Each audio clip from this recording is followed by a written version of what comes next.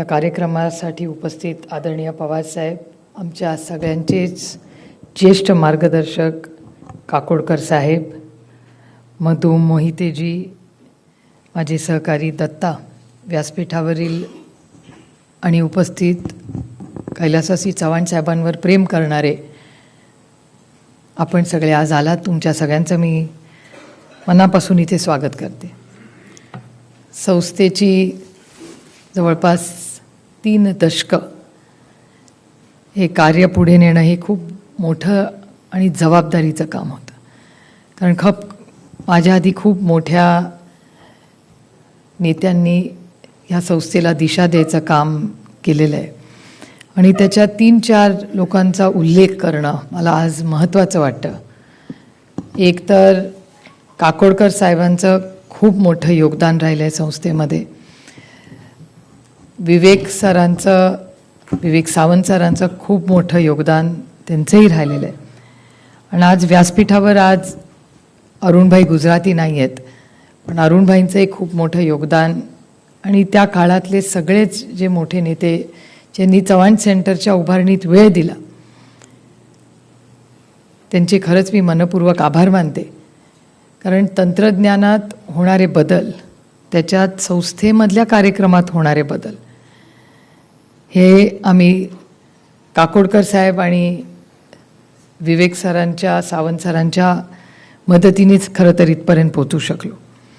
मी तुम्हाला एक छोटंसं उदाहरण देते की आता तुम्ही कार्यक्रम खूप बघितले, ते एक मलाही बघताना अनेक कार्यक्रमाची आठवण झाली की अरे बापरे, हो किती वर्ष गेली निघून आणि त्याच्यात किती किती वेगळे कार्यक्रम आपण करत राहिलो. तुम्ही सगळ्यांनी साथ दिली म्हणून आम्ही इथपर्यंत पोचू शकलो. पण हे करत असताना एक गोष्ट प्रकर्षाने आजच्या समाजात जाणवते की जे स्वप्न कैलासवासी यशवंतराव चव्हाणांनी एक पुरोगामी विचारांचा महाराष्ट्र म्हणून जो मंगल कलश आणला आणि त्यांनी जी दिशा द्यायचं काम केलं, खरंच आज आपण आत्मचिंतन करण्याची वेळ आली आहे की खरंच त्या दिशेने महाराष्ट्र आज चालला आहे का. जी होणारी धोरणं असतील किंवा महाराष्ट्रातले सामाजिक प्रश्न असतील, त्याच्यात एक व्हिडिओ होता, त्याच्यामध्ये स्त्री भ्रूण हत्येचा उल्लेख केला गेला. मी कधीच विसरणार नाही की त्या वर्षी मला वाटतं शताब्दी होती चव्हाण साहेबांच्या जन्मवर्षाची आणि त्याच्यातून त्याच वर्षी मी स्त्री भ्रूण हत्येच्या विरोधात महाराष्ट्रात जागर उभा केला होता. म्हणजे एकीकडे तो काळ होता जिथे माझ्यासारख्या कुटुंबामध्ये एक मुलगी जरी झाली असली तरी आईवडिलांना वाटलं नाही की मुलगाच हवा. आणि त्यानंतर 30-35 वर्षांनी तंत्रज्ञान बदललं, शिक्षण वाढलं, पण स्त्री भ्रूण हत्येसारखा सामाजिक प्रश्न हा ऐरणीवर आला. हे खरंच एक समाज म्हणून आपण विचार केला पाहिजे की नक्की महाराष्ट्र कुठल्या दिशेने चाललेला आहे. ही संस्था सगळ्यांच्या टीमवर्कमुळे चालते. टीममध्ये शिक्षण असेल, आरोग्यसेवा असतील, अपंगांचे प्रश्न असतील, खूप वेगळ्या वेगळ्या गोष्टीत आम्ही काम करतो. आजच विवेक सावंत सरांच्या प्रयत्नातून एक वेगळा आम्ही प्रयोग इथे केला आहे. इथे जी AIT नावाची जी संस्था आहे, जिच्यावरती क्लासेस चालतात, त्यातली काही मुलं मला इथे दिसत आहेत, त्या सगळ्या मुलांचं मी कौतुक करते की त्यांच्या टीमने एक मोठा प्रयोग आज इथे केला. एक परीक्षा घेतली, त्याच्यात व्हिज्युअली इम्पेअर्ड मुलं, म्हणजे जी मुलं बघू शकत नाहीत अशा मुलांनी कॉम्पिटिटिव्ह परीक्षा दिली आणि ती परीक्षा आपल्या ह्या वास्तूमध्ये होते, ह्याचा मला सार्थ अभिमान. जे ही संस्था सगळ्यांची आहे, आम्ही फक्त इथे काम करतो. ही संस्था महाराष्ट्रातल्या प्रत्येक व्यक्तीची आहे जो चव्हाण साहेबांच्या विचाराशी जोडलेला आहे. आणि खूप वेगळे उपक्रम आम्ही करत असतो. प्रथम नावाची जी संस्था शिक्षणात उत्तम करते तीही या संस्थेमध्ये आहे. पण मला एका गोष्टीची आता काळजी वाटते की शिक्षण बदलत चालले आणि AI आर्टिफिशियल इंटेलिजन्सचा एवढा मोठा इम्पॅक्ट जसा आपल्या सगळ्यांच्याच आयुष्यात झालेला आहे, तसा पुढे चव्हाण सेंटरला आत्मचिंतन करायला लागेल की पुढची 5-10 वर्ष संस्था काय काम करणार आहे. आणि त्याच्यात अर्थातच काकोडकर साहेबांचं मार्गदर्शन, सावंत सरांचं मार्गदर्शन आम्हाला खूप लागेल. कारण ChatGPT आता आलेलं आहे, ही नवीन पिढी सगळी ChatGPT वापरते. तर कदाचित ते टाईप करतील आता माझं भाषण ऐकल्यावर जर कोणाला माहिती नसेल की who was the first chief minister of Maharashtra, ChatGPT को पूछो, लायब्ररीला जायची गरजच नाही. आणि गुगलपेक्षा फास्ट आणि कन्साईज उत्तरं. म्हणजे आज जर मला इथे भाषण करायचं असेल तर मी फक्त ChatGPTला टाकायचं की आज YB Chavan centre 41st death anniversary please guide, की ते म्हणणार शॉर्ट भाषण पाहिजे का लॉंग पाहिजे, 3 मिनिटाचा 5 मिनिटाचा. बघा तुम्ही दाद देत नाही, ती सगळी टीम दाद देते माझ्या भाषणाला. आणि ते झाल्यानंतर ते सांगतं 3 मिनिटाचा 5 मिनिटाचा का 10 मिनिटाचा भाषण. मग आपण टाकायचं 3 मिनिटं 5 मिनिटं का 10 मिनिटं. त्याच्यानंतर ते विचारेल कुठल्या भाषेत भाषण पाहिजे, म्हणजे इंग्लिशमध्ये, मराठीमध्ये, हिंदीमध्ये, स्पॅनिश, फ्रेंच, जो भी है. मला एकच काळजी वाटते, पण गंमत अशी आहे बघा, मी तुम्हाला ते कॉन्ट्रास्ट आणि एक तुम्हाला कन्फ्युजनमध्ये मी टाकणार आहे. ChatGPT असलं आणि एवढं इफेक्टिव्हली ते काम करत असलं तरी चव्हाण सेंटरच्या लायब्ररीमधली मेंबरशिप वाढली आहे. It is very interesting. म्हणजे आम्हाला गंमत अशी वाटते की आमच्यासारखे लोक भाषण करताना म्हणतात मराठी जगली पाहिजे, मराठी टिकली पाहिजे, मराठीसाठी आपण सगळ्यांनी मिळून काहीतरी केलं पाहिजे. अरे पण काय करणार आहेत, आमची मुलं इंग्लिश मिडियममध्ये जातात. पण त्याच्यासाठी मराठी भाषा जगण्यासाठी, टिकण्यासाठी, किंवा लोक आजकाल वाचत नाहीत, हा एक स्वीपिंग स्टेटमेंट. सगळेच म्हणतात आजकाल वाचन कमी झालं आहे सगळ्यांचं. मग लायब्ररीची मेंबरशिप कशी हो वाढली? ChatGPT एकीकडे एवढं मोठं म्हणजे एक साम्राज्यच झालं आहे त्या ChatGPTचं, आणि अशा अनेक आहेत. मी आपल्या ChatGPTचं एक उदाहरण तुम्हाला देते. पण त्याचबरोबर इथे येऊन रिसर्च फेलोज ही चव्हाण सेंटरमध्ये वाढलेले आहेत. त्यामुळे आम्हीही पुढची 5-10 वर्ष किंवा महिला सबलीकरणाबद्दल आम्ही जो उपक्रम करतो, खरंच पुढच्या पिढीमध्ये महिला ह्या अशाच काम करून पुढचे 5-10 वर्ष आपल्याला पुढे काम करायचं आहे की DMartची, का त्या उंबरठा ओलांडून त्या स्वयंपाकाचे पदार्थाचेच वर्कशॉप्स करून दुसरं काही महिला वेगळं करू शकतात का, हाही एक प्रश्न आला आहे. त्यामुळे आमच्यासमोर हे खूप मोठं आव्हान आहे की पुढची 10 वर्ष चव्हाण सेंटरचे उपक्रम आलेल्या या सगळ्या AIच्या, म्हणजे हे AIचं वादळ आहे, ते शिक्षणात आलेलं आहे. परवा तर काकोडकर साहेब, तुम्ही त्या संस्थेचे अध्यक्ष आहात, तुम्ही त्या संस्थेचे अध्यक्ष आहात, त्यांनी माझ्या पोटात गोळा आणला खरं तर. कारण का मी MKCLला गेले होते आणि MKCLला गेल्यानंतर त्यांनी तुमच्या सगळ्यांच्या मार्गदर्शनाने झालेला एक प्रोग्रॅम मला दाखवला. त्या प्रोग्रॅममध्ये जे शिक्षक 45 मिनिटात शिकवतात ते 10 मिनिटात MKCLच्या त्या पॉडकास्ट म्हणेन मी त्याला, त्याच्यात येतं. आणि आपल्या मनात जे जे प्रश्न असतील ना, तुम्हाला पाहिजे त्या भाषेतून तुम्ही ते विचारता. ती एक मुलगी आहे, ती मुलगी नाही आहे पण तिला काहीतरी नाव दिले, आता मला आठवत नाही आता त्या मुलीचं नाव काय. आणि ती मुलीला आपण प्रश्न विचारायचा, तुम्ही लिहू शकता किंवा ओरली पण विचारू शकता.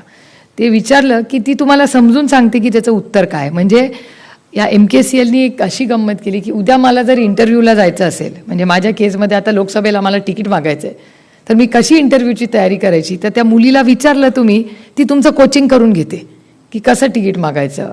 आज मला नोकरीला जायचं आहे एअर इंडियामध्ये, इंटरव्ह्यू कसा मी द्यायचा. आज चव्हाण सेंटरमध्ये मला काम करायचं आहे, तर तिथे मला अकाउंटंट व्हायचं आहे, तर अकाउंटचे काय प्रश्न मला विचारतील.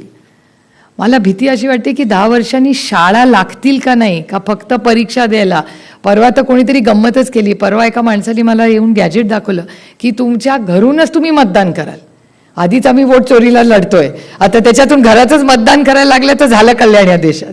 पण किती तंत्रज्ञान, मला असं सांगायचं आहे की तंत्रज्ञानात किती बदल होत आहेत, तसं संस्थेलाही आत्मचिंतन करावं लागेल की आपण जे कार्यक्रम करतोय त्याचं मूल्यमापन आम्हाला करावं लागेल. आज ज्या संस्थेसाठी कौतुक करण्यासाठी खरं तर आपण हा सोहळा आहे, हे युसुफ मेहर अली सेंटर, मी त्यांच्याशीही चर्चा करत होते की त्यांचं खूप मोठं काम संपूर्ण मुंबईपासून कोकणाच्या भागात खूप ऑल इंडिया त्यांचं काम आहे. तर ते आणि चव्हाण सेंटर आणि पुढची 10-15 वर्ष आपण एकत्र हे जे सामाजिक काम ज्या पद्धतीने उभं करत होतो त्याच्यात आपल्याला काही बदल करावे लागतील का, ह्या सगळ्या गोष्टीचा मोठा विचार आम्हाला सगळ्यांनाच करावा लागणार आहे. याचबरोबर सामाजिक प्रश्न आहे, म्हणजे एकीकडे म्हणजे काकोडकर साहेबांचं MKCL आम्हाला बॉट्सवर शिकवतोय की शिक्षण कसं करायचं, हे झालं तंत्रज्ञान. आणि दुसरीकडे या राज्यात अंधश्रद्धा वाढते का. आजही पुण्यासारख्या, म्हणजे दुर्दैव आहे, मी एक खूप म्हणजे जड अंतकरणाने कबूल करते की ज्या ज्या मतदारसंघात मी लोकप्रतिनिधी म्हणून काम करते, तिथे एका महिलेची हत्या होते कारण तिने हुंडा दिला नाही. त्याच्यातही म्हणजे इथेच जेव्हा काम आम्ही करतो तेव्हा असं वाटतं की एकीकडे माणूस चंद्रावर चाललाय, तो AI वर बोलतोय, तो ChatGPT आहे, पण घरातले बुरसटलेले विचार बदलत नाही आहेत का? मग एवढं जर शिक्षण वाढलेलं आहे तर शिक्षणातून शहाणपण येतं असं लोक म्हणतात, मग ते होत नाही आहे का? श्रद्धा आणि अंधश्रद्धा, श्रद्धा ही असलीच पाहिजे, ती कुणावर ठेवायची हा तुमचा वैयक्तिक प्रश्न आहे, त्याच्यात आम्हाला कुणालाच ढवळाढवळ करायचा अधिकार नाही. पण अंधश्रद्धा या राज्यात वाढली आहे, देशात वाढली आहे. आणि मला नवीन पिढीचं आश्चर्य वाटतं की या अंधश्रद्धेत वाय किंवा का हा प्रश्न नवीन पिढी कसा विचारत नाही जेव्हा ती एवढी तंत्रज्ञानात आहे. म्हणजे तंत्रज्ञानाच्या विरोधात खरं तर ही अंधश्रद्धा आहे. आणि अंधश्रद्धेच्या इतक्या केसेस सगळीकडेच आज दिसत आहेत.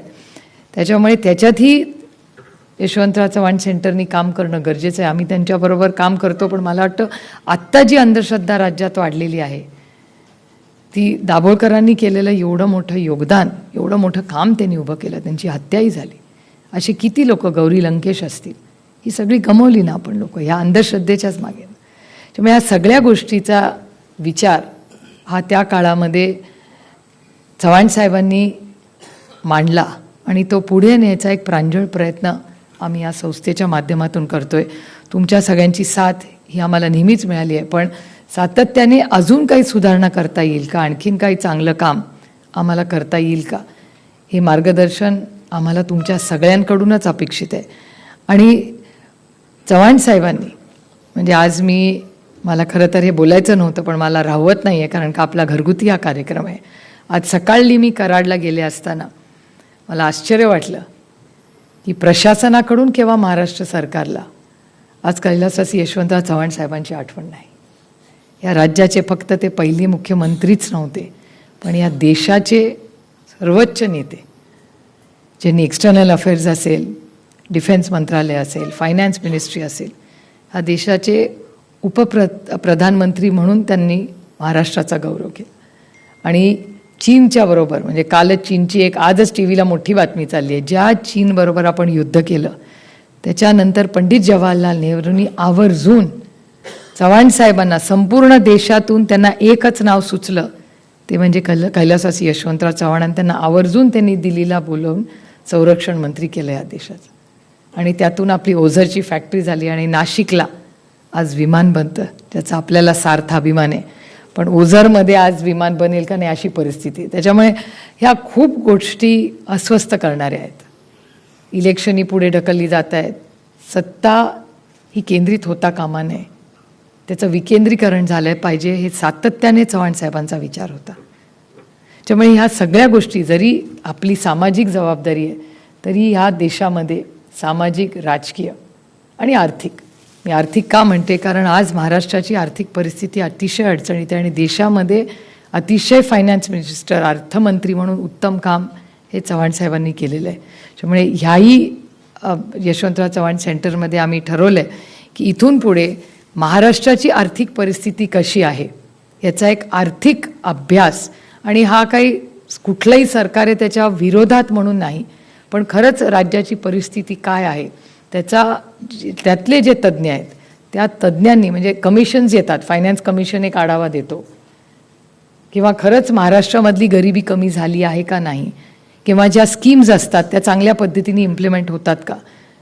तर ह्या financial position of a state म्हणजे राज्याची आर्थिक परिस्थिती कशी असली पाहिजे त्याचं एक थर्ड पार्टी ऑडिट, ते कधी चांगली असेल कधी वाईट असेल. कारण का आपल्याला आठवत असेल जेव्हा UPAचं सरकार होतं CAGचे रिपोर्ट्स यायचे. आजकाल CAGचा रिपोर्ट ह्या देशात येतो कधी, जातो कधी, कोणाला कळतही नाही. त्यामुळे आणि आम्ही काही टीका करण्यासाठी सरकारमध्ये बसलो नाही, पण राज्याची आर्थिक परिस्थिती काय आहे, काय पोझिशन आहे, FRBM ॲक्टची काय परिस्थिती आहे, ह्या सगळ्याचं, किंवा गरिबीतून किती लोक बाहेर पडलेत, नाही पडले तर काय परिस्थिती आहे, GST कलेक्शन काय, या सगळ्या गोष्टीचा एक आढावा घ्यायचा एक कार्यक्रम हा वर्षभराचा हा चव्हाण सेंटर ह्या पुढच्या वर्षीच्या फायनान्शियल वर्षापासून आम्ही करणार आहोत. अनेक संस्था आहेत, टाटा ट्रस्ट पण त्याच्यात अनेक वर्ष काम करत होतं, पण आता ते गेले 1-2 वर्षात त्यांचा काही रिपोर्ट आलेला नाही, पण साधारणपणे त्याच्यात काम करणारी जी तज्ज्ञ मंडळी असतील त्यांच्याकडून आम्ही मार्गदर्शन घेऊन हा एक उपक्रम पुढच्या वर्षीपासून आम्ही सुरू करत आहोत. तुमच्यापैकी कोणी अर्थकारणातले तज्ज्ञ असतील तर तुमचंही मार्गदर्शन, मी अजित रानडेंशीही ह्याच्याबद्दल बोललेले आहे, त्याच्यामुळे त्यांचं मार्गदर्शन आम्हाला खूप मोलाचं असणार आहे. पण असे महाराष्ट्रातले जे तज्ज्ञ आहेत त्यांचं मार्गदर्शन घेऊन पुढची राज्याची आणि देशाची धोरणं काय असली पाहिजेत याच्यासाठी एक अभ्यासक्रम म्हणून चव्हाण सेंटरमध्ये अनेक उपक्रम आम्ही पुढच्या काही वर्षांमध्ये करण्याचा निर्णय घेतलेला आहे. तर ह्याच्यात आपण सगळ्यांनीच मार्गदर्शन घ्यावं, सहभाग घ्यावा.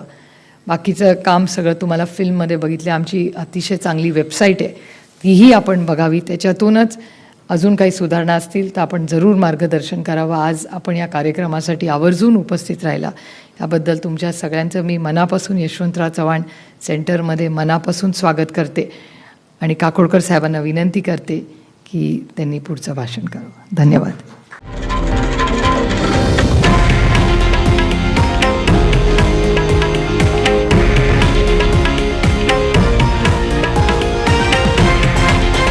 हे आहे देशातील नंबर 1 न्यूज नेटवर्क आणि आपण पाहत आहात TV9 मराठी, एकमेव.